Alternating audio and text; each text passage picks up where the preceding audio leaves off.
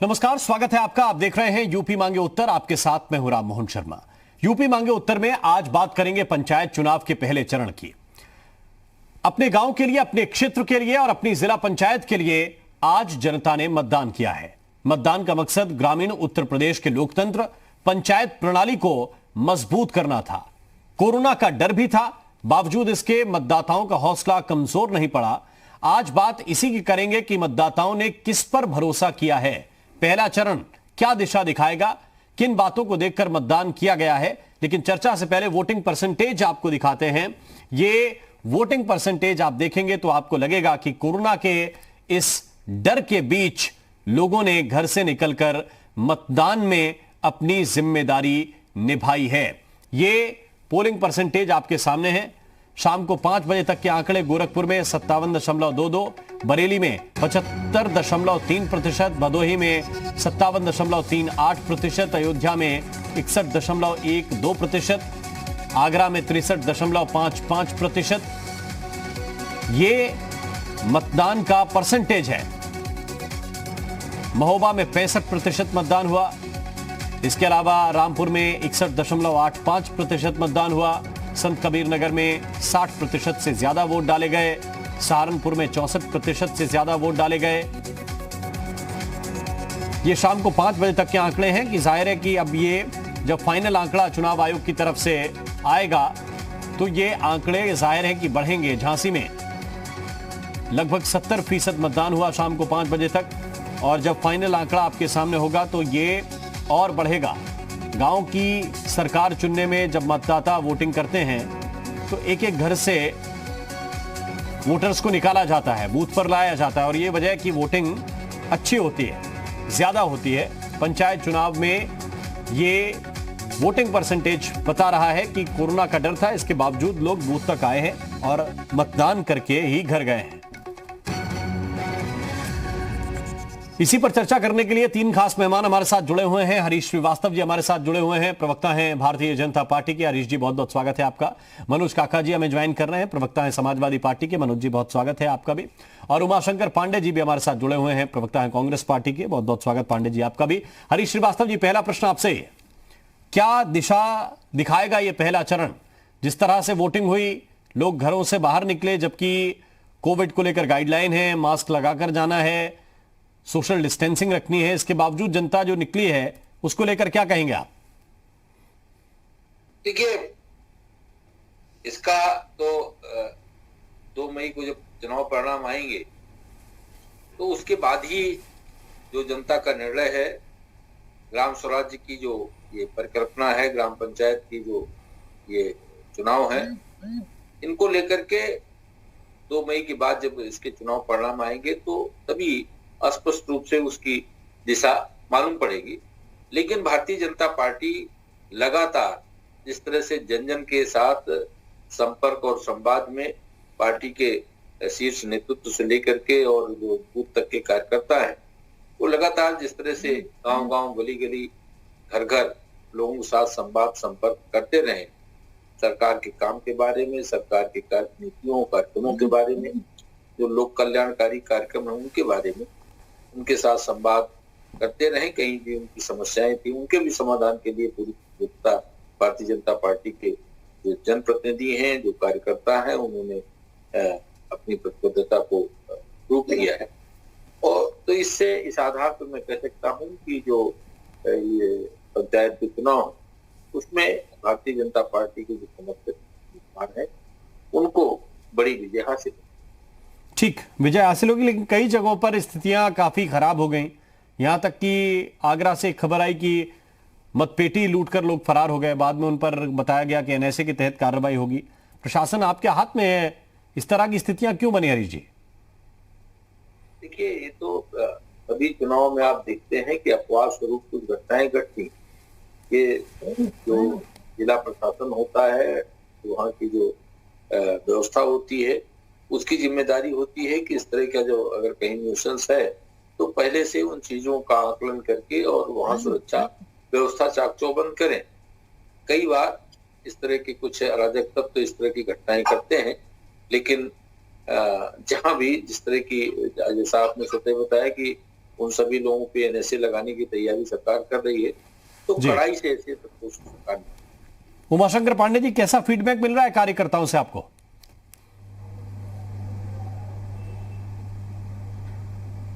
देखिए राममोहन जी, जिस तरीके की स्थिति आज पंचायत चुनाव में देखने को मिली, वो मुझे लगता है योगी जी के तथाकथित राम राज्य का हिस्सा है, जहां पर मत पेटियों को लूटा जाता है, पीठासीन अधिकारी को मारा जाता है, इंस्पेक्टर को पटक के मारा जाता है, किसी के ऊपर गोली चला दी जाती है। ये घटना गोरखपुर की है, जहां पर एक प्रधान पद के प्रत्याशी को खुलेआम गोली मार दी जाती है। ये सब घटनाएं योगी जी वाले राम राज्य की परिभाषा में आम बात है, तो इस पर बहुत ज्यादा चर्चा नहीं की जा सकती, क्योंकि वो उनकी पहचान है। दूसरी बात, जो आज का पंचायत चुनाव है, कांग्रेस पार्टी जिला पंचायत सदस्य के चुनाव पर अपना कैंडिडेट खड़ा किया है और वो लोग चुनाव लड़े और पूरी ताकत से चुनाव लड़े, और जनता कांग्रेस पार्टी के साथ है और भारतीय जनता पार्टी के खिलाफ है।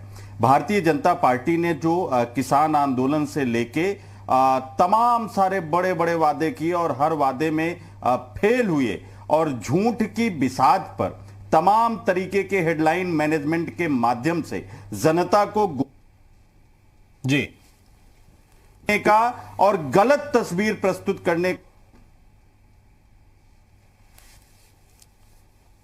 पांडे जी, मैं आपके पास आऊंगा, लाइन डिस्कनेक्ट हुई है आपकी, वापस जैसे आप जुड़ेंगे यहीं से मैं आपसे फिर से मौका दूंगा कि आप अपनी बात पूरी तरह से रखें। मैं वापस लौट कर आऊंगा। मनोज काका साहब के पास हम चल रहे हैं। मनोज काका जी, किस तरह का फीडबैक है समाजवादी पार्टी के कार्यकर्ताओं की? मेहनत तो आप लोगों ने भी बहुत की है। नहीं, आपने इसका संज्ञान लिया और देखा, बहुत साधुवाद। लेकिन हमारे कार्यकर्ताओं को और प्रदेश भर के जो 18 जनपदों में आज चुनाव हुए हैं, जो लोग भी मतदान किए हों, समाजवादी पार्टी उन सभी को, जो लोग भी लोकतंत्र में अपना विश्वास जताए हैं इस महामारी के दौर में निकल करके, उन सभी को साधुवाद। लेकिन सरकार से ये पूछना जरूर चाहेंगे कि अब तो आपकी जो मंशा रही 2017 में, जो मोदी जी भाषण देते थे कि अब तो वोट कब्रिस्तान और शमशान पे होना चाहिए, तो शमशान में जलती लाशों को ढकने के बजाय सरकार के नुमाइंदे जो इस मंच पर बैठे हैं, उनसे बहुत विनम्रता से कहना चाहेंगे कि आज उत्तर प्रदेश में 22,439 केस आई हैं, 114 से ज्यादा लोगों की मौत हुई है। राम मोहन जी, आपके संज्ञान हेतु बताना चाहूंगा कि अब लाशें और मरीज सिर्फ हॉस्पिटलों में नहीं हैं, बल्कि गांव, शहरों और एक एक घर में हैं। तो इस मरती जलती लाशों पर राजनीति करने के बजाय और भारतीय जनता पार्टी के प्रचंड बहुमत से समाजवादी पार्टी की बहुत विनम्रता से निवेदन होगा कि अपनी नाकामियां और जलती लाशों को ढकने के बजाय बेहतर होगा कि लोगों के लिए हॉस्पिटल का प्रबंध कर दीजिए। बेहतर होगा कि आपने 8,000 करोड़ का 16,000 करोड़ का हेलीकॉप्टर और चार्टर खरीदा है, बेहतर होगा कि लखनऊ में 1-2 हॉस्पिटल बनवा दीजिए, किसी जनपद में कुछ हॉस्पिटल बनवा दीजिए। मरते हुए लोगों को, आज तो आपने, आपके चैनल ने भी शायद दिखाया, ट्वीट भी किया था कि एक पूर्व जज, डिस्ट्रिक्ट जज कितना असहाय थे, जिनकी पत्नी मरी हुई थी और 3 दिन से फोन कर रहे थे, न एम्बुलेंस पहुंची न दवाई पहुंची। तो राम राज वाले हमें कृपया ये जरूर बताएं कि कैसा राम राज है, सभी को मारने का राम राज है, कैसा राम राज है, लोगों के लाशों पे राजनीति करने का राम राज है, या कैसा राम राज है तुम्हारा कि पूरा हिंदुस्तान जल रहा है और आप उस कहावत को चरितार्थ कर रहे हैं कि रोम जल रहा था और नीरो बंसी बजा रहा था। ये राम राज नहीं चाहिए। तो हमें वो राम राज्य चाहिए जहां सबरी को भी सुकून था। कम से कम अपने किए पे भारतीय जनता पार्टी शर्म करे और लोकतंत्र को खत्म न करे। कम से कम लोकतंत्र के जीवन रखने के साथ साथ मैं भारतीय जनता पार्टी से हाथ जोड़ के उम्मीद करूंगा कि कम से कम उत्तर प्रदेश के लोगों के साथ साथ पूरे देश के लोगों को बचा लिया। ठीक है, उमाशंकर पांडे जी, आप भी अब कनेक्ट हो गए हैं वापस, आप भी अपनी बात कंप्लीट कर सकते हैं। आप कह रहे थे कि आप लोगों ने सिंबल पर चुनाव नहीं लड़ा, लेकिन अपने सदस्य पद के लिए कैंडिडेट जरूर जारी किए, उनके लिए एक बड़े बड़े नेताओं ने प्रचार भी किया। ये भी देखा हमने, अलग अलग क्षेत्रों में आपके जो स्थानीय नेता हैं वो प्रचार में भी शामिल हुए। तो कोई आपको फीडबैक इस तरह का मिल रहा है कि कांग्रेस पार्टी लीड करेगी इन पंचायत चुनावों में?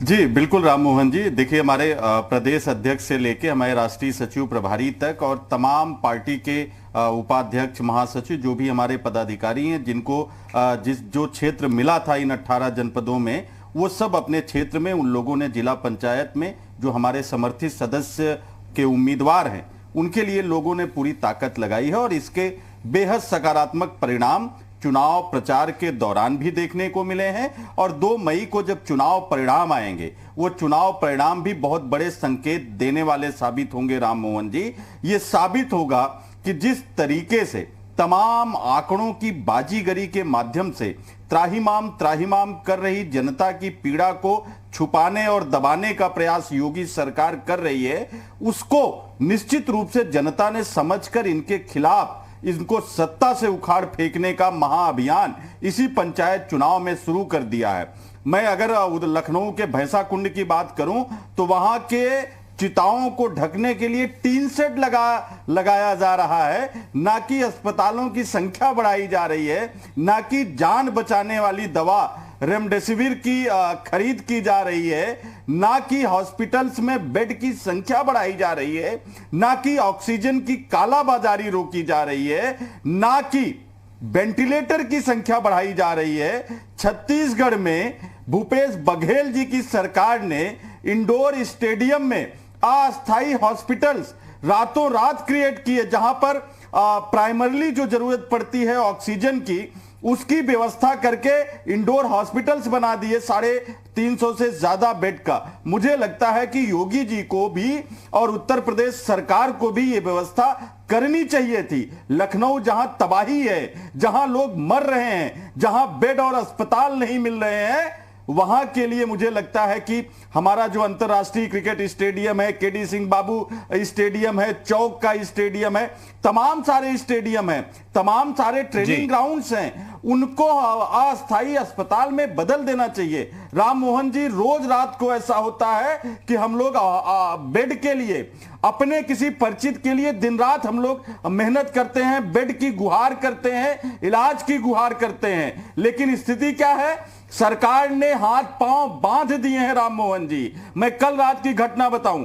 एक हमारी जानने वाले को हम लोग एडमिट कराना चाह रहे थे, उसके चेस्ट में इंफेक्शन हो गया था कोरोना के कारण, एसिम्प्टोमेटिक, जो बेहद खतरनाक है। उसके लिए हम लोगों ने कोशिश की, सरकार ने, आप आरटी-पीसीआर जांच खुद नहीं करा सकते, बैन है, आप किसी हॉस्पिटल में अपने किसी पेशेंट को डायरेक्ट एडमिट नहीं करा सकते, सरकार ने बैन कर दिया है। इसके लिए आपको सीएमओ से परमिशन लेना पड़ेगा, रेफरल पर्ची आपके पास सीएमओ की होनी चाहिए, रेमडेसिविर के लिए आपको डीएम के आदेश की जरूरत पड़ रही है। तो ऐसी स्थिति में जिसको कोरोना हो जाएगा राम मोहन जी, उसको बचाएगा कौन?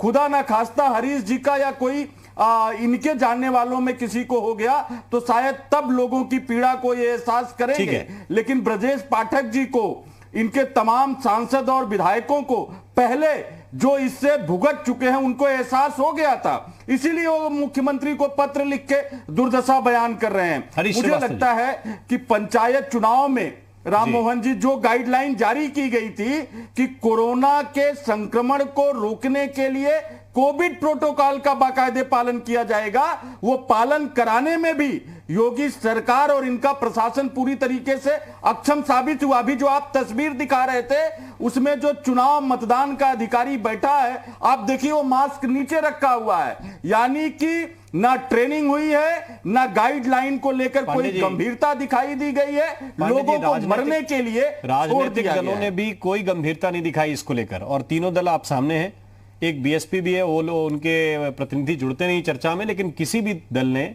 चुनाव प्रचार में भी किसी गाइडलाइन का पालन नहीं किया, छोटे नेता भी और बड़े नेता भी। हरीश श्रीवास्तव जी, क्या जवाब देंगे इन सारी बातों का? राम मोहन जी, देखिए, जो मनोज काका जी ने जो बात रखी और जो श्रीमान उमाशंकर पांडे जी जो बात कह रहे थे, मुझे कभी कभी ये कोरोना जैसी इस महामारी के संकट में जो लोग राजनीति की रोटियां सेक रहे हैं, जिनको लगता है कि इस पे हम वोट की फसल उगा लेंगे, तो मैं नहीं समझता कि वो क्या चिंतन क्या होगा। और मुझे तो बड़ा अफसोस भी होता है इस पर। मनोज काका जी ने अगर श्रीमान अखिलेश यादव जी को कुछ सलाह पहले दी होती, श्रीमान आजम खां को कुछ पहले सलाह दी होती, जिन्होंने उत्तर प्रदेश की जनता को कोविड को लेकर के, वैक्सीन हरीश को भाई, लेकर आजम खान साहब जिस सरकार में थे उस सरकार ने लोहिया हॉस्पिटल बनवाया, उस सरकार ने एक एक करके मनोज काका जी, बनवाया, एक एक करके कई जनपदों में हॉस्पिटल बनवाया, उसी सरकार ने लखनऊ में मेदांता मनोज काका जी, हॉस्पिटल बनवाया। अगर आप भी कोई अगर आप जिस सरकार, मनोज काका जी, आपने अपनी पूरी बात रखी, दोबारा फिर मौका मिलेगा, 1 घंटे भर की डिबेट है, आप भी बनवाए हो तो जरूर आप 3 ही मेहमान हैं, सरकार बात पूरी सुन लीजिए फिर जवाब दीजिए आप।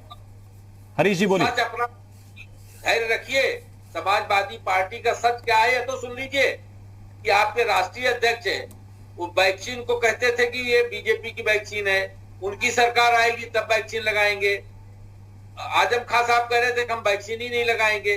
तो आपने उत्तर प्रदेश की जनता को जितना भ्रमित करने का पाप किया है, इसका भी प्रायश्चित आपको करना चाहिए। भारतीय जनता पार्टी की सरकार इस जो अप्रत्याशित जो महामारी है, जो अप्रत्याशित ये संकट है, इससे जो संक्रमित लोग हैं उनको कैसे मदद की जाए, उनको उनकी पीड़ा कैसे दूर हो, उनकी जिंदगी कैसे बचाई जाए, इसके लिए दिन रात काम कर रही है और पहले भी सफलतापूर्वक इस काम को किया है।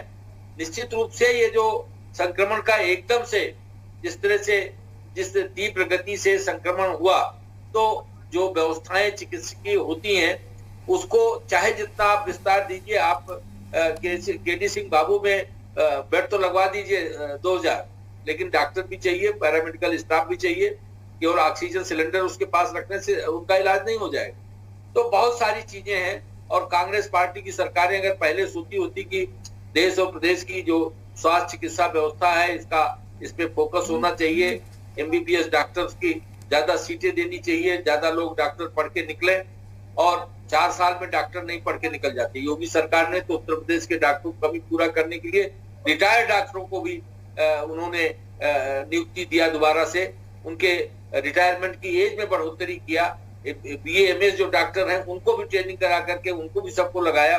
3rd ईयर और 4th ईयर के जो एमबीबीएस के छात्र हैं उनको भी इस चिकित्सा में लगाने का काम किया है। लेकिन एक छोटा सा ब्रेक लेना, ब्रेक के बाद मनोज काका भी है, उमाशंकर पांडे जी भी हैं, दोनों जवाब देना चाह रहे हैं। एक छोटे से ब्रेक के बाद हम तुरंत हाजिर होते हैं।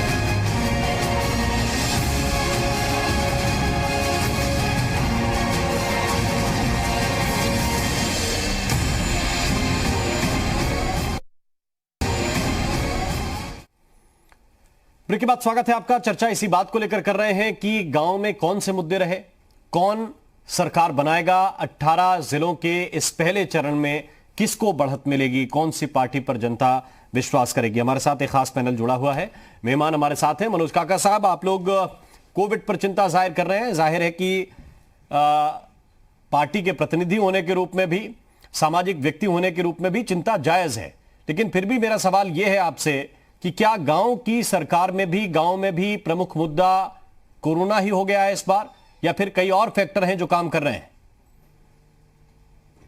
राम मोहन जी, आप बहुत सहज, सरल और संवेदनशील पत्रकार होने के साथ साथ इंसान भी, बेहतर लगता है, अच्छा लगता है आपके साथ चर्चा में शरीक होकर के। कोरोना की जो महामारी है वो गांव में भी फैल चुकी है, बड़े स्तर पर फैल चुकी है। मैंने आपसे जैसा कहा और आप, मैं समझता हूं कि सर्वे करा लेंगे। अभी एक लखनऊ के आप ही के बिरादरी मतलब कि पत्रकार साथी ने, अभी उनका मैं ट्वीट देख रहा था आपके ब्रेक में, मतलब लखनऊ में ये हालात है कि भैंसा कुंड शमशान घाट पर जो जगह बनी थी वहां नहीं, पार्कों में लोग जलाए जा रहे हैं।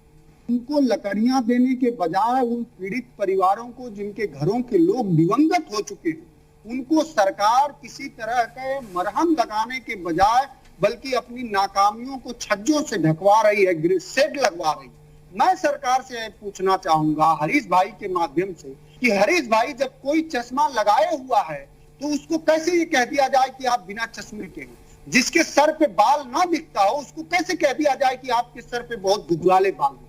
अगर माननीय अखिलेश जी ने हॉस्पिटल बनवाए हैं, लोहिया संस्थान नेताजी ने बनाया है, मेदांता अखिलेश जी ने बनाया है, कैंसर इंस्टीट्यूट बनाया, और जो भी सरकारों ने केजीएमसी बनाया होगा, एम्स बनाया होगा, अगर आपने भी कहीं कोई हॉस्पिटल की स्थापना की हो, बनवाया हो, जिससे कि ये बड़े पेंडेमिक में लोगों की जान बचाई जा सकती है, तो आपको बताना चाहिए। और दूसरा जो आपका सवाल था राम मोहन जी, गांव में भी कोरोना बड़े स्तर पे फैल चुका है और गांव के लोग इस मुद्दे पर आज वोट किए हैं कि गांव में कौन सी सरकार थी तो 108 नंबर एम्बुलेंस आ जाती थी, गांव में कौन सी सरकार थी तो 102 नंबर एम्बुलेंस आ जाती थी, गांव में कौन सी सरकार थी कि गंभीर बीमारियों से पीड़ित होने पर भी किसी को 4 लाख, किसी को 5 लाख, किसी को 10-10 लाख रुपए भी जारी सरकार के राहत आपदा कोष से किया जाता था। निश्चित रूप से वो संवेदनशील पुरुष अखिलेश यादव जी की सरकार थी। आज वो भी कोरोना से पीड़ित है, माननीय मुख्यमंत्री जी महाराज जी भी पीड़ित हैं। हम ईश्वर से प्रार्थना करेंगे कि यथाशीघ्र महाराज जी स्वस्थ हो,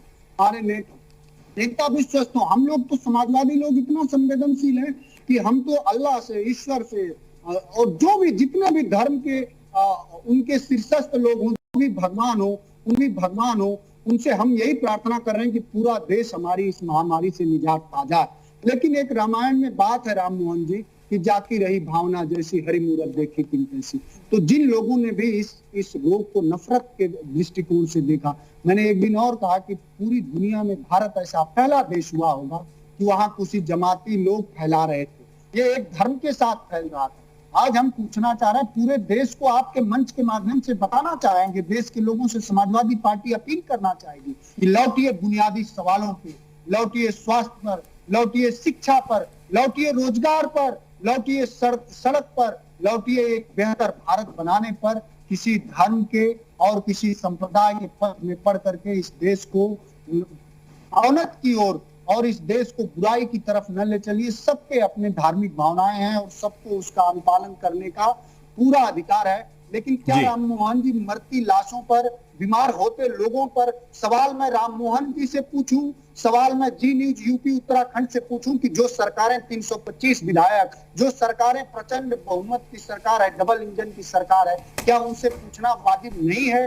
क्या आप सिर्फ अपने कथनी करने की प्रशंसा और चमचमाते पोस्टर ही देखना चाहते हैं? क्या आप चुपते सवालों चुपते नहीं है? और मैं तो ईश्वर से प्रार्थना करूंगा, उसकी चपेट में बहुत सारे बीजेपी के नेता भी हैं, कम से कम उन लोगों, अगर आपको संवेदनशीलता और इतने आप उदासीन हो गए हैं तो हरीश भाई आपसे निवेदन होगा विनम्रता से कि आप बस भैंसा कुंड होते हुए चले जाइए। मुझे पूरा यकीन है कि भैंसा कुंड होते हुए जब आप जाएंगे तो आपका कलेजा फट जाएगा अगर आप इंसान होंगे। ठीक है, कितनी और बेशर्मी से आप लोग अपनी नाकामियों को छिपा रहे हैं।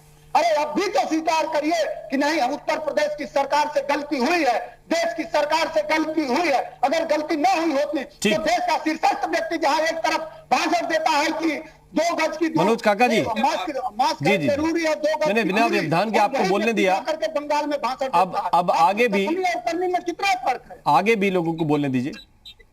हरीश जी जवाब दे रहे हैं। मंच नहीं है जी।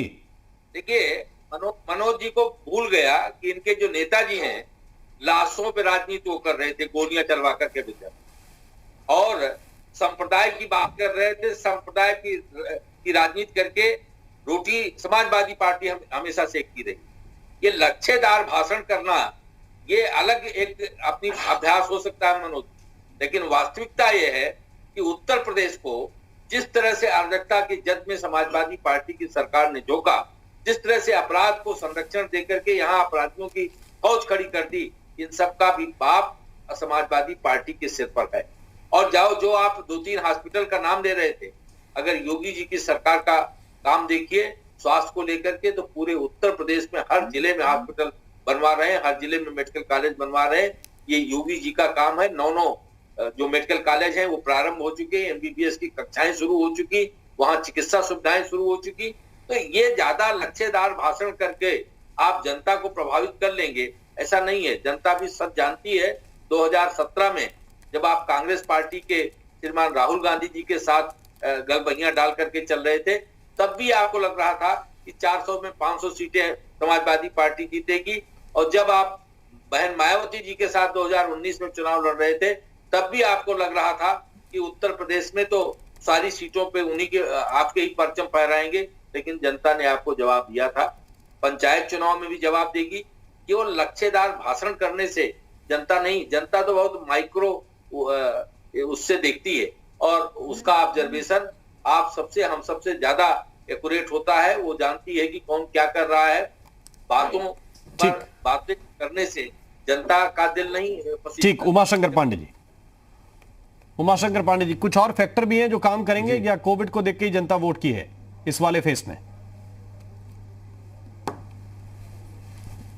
देखिए राम मोहन जी, 3-4 महत्वपूर्ण बातें हैं। पहले मैं आपके प्रश्न का जवाब दे देता हूं, फिर मैं अपनी बात रखता हूं। गांव की जनता जो प्रवासी मजदूर के रूप में पिछली बार कोविड के समय अपने पैरों को घिसते हुए, अपनों को खोते हुए, भूखे प्यासे, बेरोजगारी का महादंश झेलते हुए गांवों तक पहुंची थी, ये हथियार है उनको इस चुनाव में इस आत्ममुग्धता के शिकार, झूठ के आंकड़ों के साथ खेलने वाली भाजपा सरकार से अपना बदला लेने का। और यही हो रहा है, यही हो रहा है। जिन लोगों ने बेरोजगारी का दंश झेला है, जिन लोगों ने एकाएक लॉकडाउन लगा देने के मूर्खतापूर्ण निर्णय के कारण अपने ही 10x10 के कमरों में 20-25 लोगों के साथ कैद रहकर भूखे प्यासे एक एक रोटी को जो लोग तरसे हैं, उन लोगों के लिए ये बदला लेने का समय था और वो ऐसा कर रहे हैं। अभी हरीश जी कह रहे थे राजनीतिक रोटियां। हरीश जी, हम राजनीतिक रोटियां नहीं सेक रहे हैं, हम आपको आगाह कर रहे हैं, हम आपको चेतावनी दे रहे हैं कि अभी भी संभल जाइए, आप राजनीति मत करिए। आप अच्छे दिन लाने की बात करते थे, डबल इंजन सरकार की बात करते थे, लेकिन आपने जनता को उनके हाल पर मरने के लिए छोड़ दिया है। राजनीतिक रोटियां सेकना किसको कहते हैं? आपने कहा था हम काला धन लाएंगे, आपने कहा था हम अच्छे दिन लाएंगे, आपने कहा था हम 2 करोड़ युवाओं को प्रतिवर्ष रोजगार देंगे, आपने कहा था हम 100 स्मार्ट सिटी बनाएंगे। वो था राजनीतिक, जिसको आपने बाद में कह दिया ये तो जुमला था, चुनाव में चलते हैं। ये है राजनीति का गिरा हुआ घिनौना स्तर जो आपने चरितार्थ किया। प्रधानमंत्री जी कहेंगे मास्क है जरूरी, 2 गज दूरी, और खुद चुनाव में अमित शाह से लेके जेपी नड्डा से लेके मोदी जी तक पहुंच जाते हैं बगैर मास्क के, ना कोई सोशल डिस्टेंसिंग, और बातें फोन उठाओ अपनी पीड़ा के लिए, अपनी व्यवस्था के लिए। तो पहले आपका भाषण सुनो। यह है राजनीतिक रोटियां सेकना। और दूसरी बात, आप कह रहे थे 4 साल में एमबीबीएस नहीं बनते हैं। आपके आंकड़े इतने कमजोर नहीं हो सकते हरीश जी, आप तो सीनियर लीडर हैं।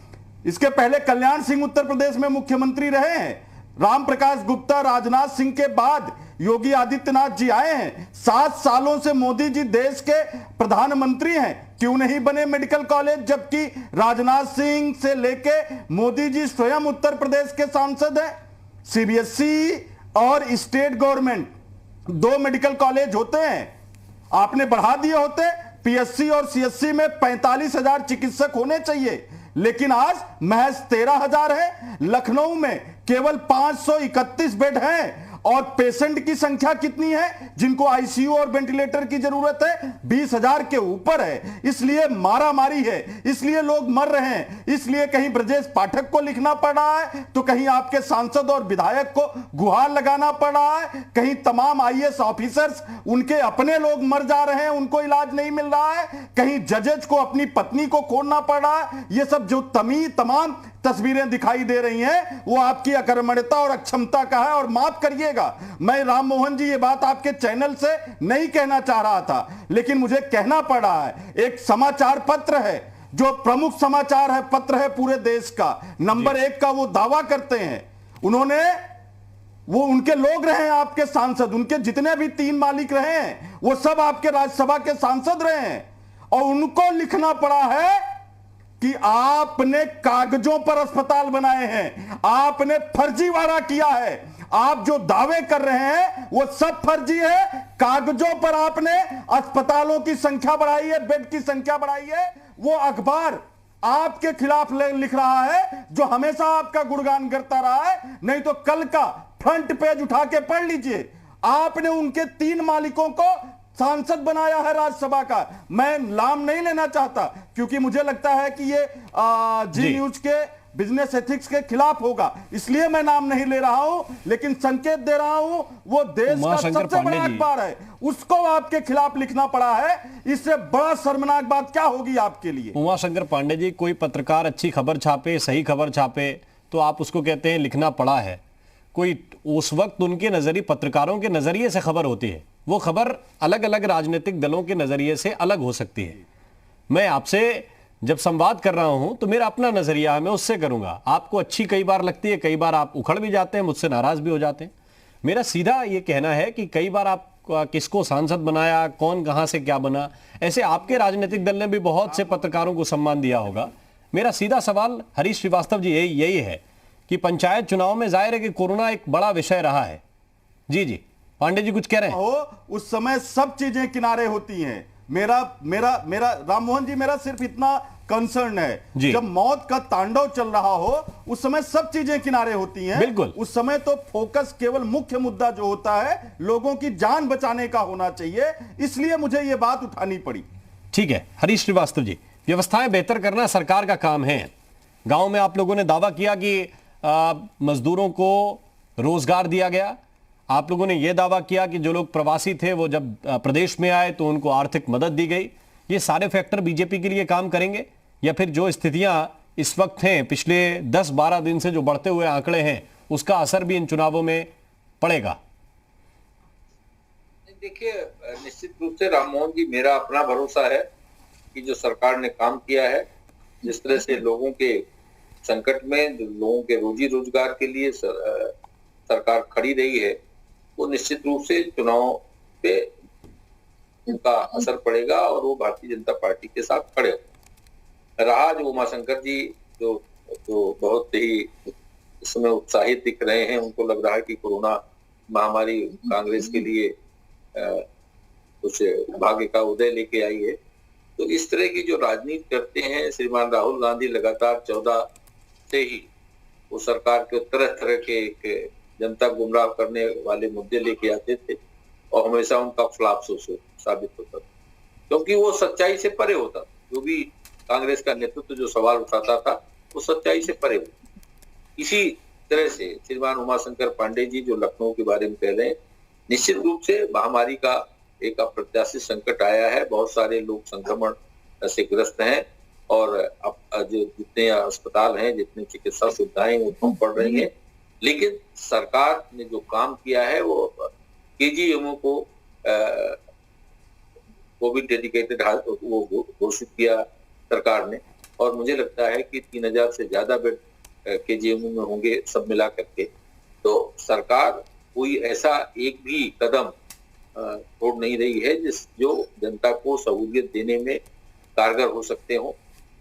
उस पे लगातार सरकार का काम है और हम सबको इस महामारी, इस संकट में जो जहां है उसको इसका प्रयास होना चाहिए कि हम इसमें कैसे लोगों की मदद कर सकते। ये जो पैंडेमिक है जिससे तीव्र गति से इसका सेकेंड वेरिएंट ये तेजी के साथ संक्रमित कर रहा लोगों को, वो एक चिंता का और बहुत तकलीफदेह सबब जरूर है, लेकिन सरकार लगातार दिन रात सरकार का काम है, सरकार उसको कर रही है।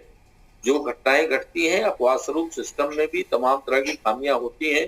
हम ये नहीं कहते कि सब 100% सब फुल प्रूफ है, लेकिन कहीं कमियां भी आती हैं, कहीं अच्छाइयां भी। तमाम बार जब पिछले साल के पैंडेमिक में जिस तरह से उत्तर प्रदेश ने सरकार ने काम किया और उसको कंटेन करने में सफलता मिली तो देश दुनिया में प्रशंसा भी हुई।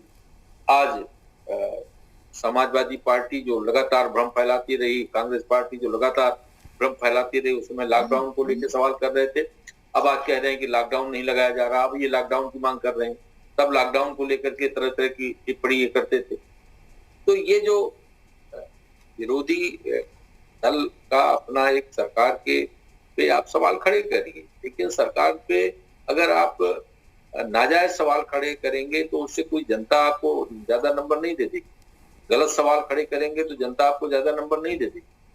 लेकिन ये जो नकारात्मक हमेशा रहना, सरकार के प्रति एक नकारात्मक भाव ही रखना। अभी जब गवर्नर साहिबा ने जब बैठक बुलाई थी और उसमें कांग्रेस के नेता ने और बसपा के नेता ने तो सरकार की योगी जी के कामों की प्रशंसा की थी। तो एक किसी कोविड को लेके ही बैठक थी और आज उमाशंकर जी लंबी तकरीर दे रहे हैं। तो ये जो परस्पर विरोधी कंट्राडिक्शंस हैं जो बातों में जी। वो, और कांग्रेस का नेतृत्व तो लगातार करता रहा कि जनता में केवल भ्रम डालता। वो सड़क से लेके सदन तक एक ही अपना धर्म और कर्तव्य दोनों श्रीमान राहुल गांधी मानते हैं कि हम जनता में किस तरह से झूठ का भ्रम फैलाएं। वो हमेशा एक्सपोज होते हैं, लेकिन एक स्वभाव बन गया और वही कांग्रेस नेतृत्व कर रहा तो बाकी उनके प्रवक्ता बाकी नेताओं को वही फॉलो करना है। पूरी गंभीरता से सरकार इस कोरोना महामारी संकट से निपटने के लिए काम कर रही है और जो भी इसके दिशा निर्देश हैं इसके कड़ाई से पालन हो ये भी सुनिश्चित कराने के लिए सरकार पूरी तत्परता के साथ काम कर रही। और जो पंचायत चुनाव है वो भी बहुत अनुशासन में और इसे संक्रमण के अब आखिरी एक मिनट है मनोज काका जी, पंचायत चुनाव को लेकर जो आप लोगों की एक तरह से अंदाजा होगा पार्टी का, कार्यकर्ताओं का, आप सब लोगों का, इन जिलों में इस फेस में समाजवादी पार्टी कहां ठहरती है? 1 मिनट है आपके पास।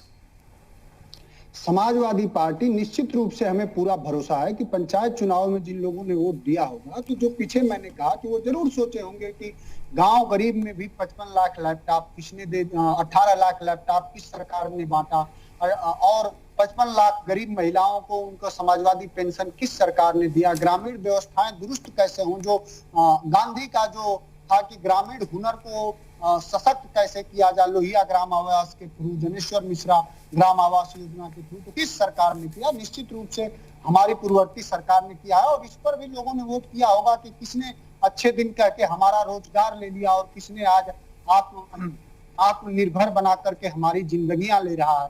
कौन है जो पहले ये कहता है कि 15 लाख देंगे फिर जुमला बताता है? कौन है कि हमारे मरने पर तो मातम होता है, लेकिन वो कौन पार्टी है जो हमारे मरने पर उत्सव मना रहती है? हमारी संस्कृति तो मरने पर मातम मनाने की है।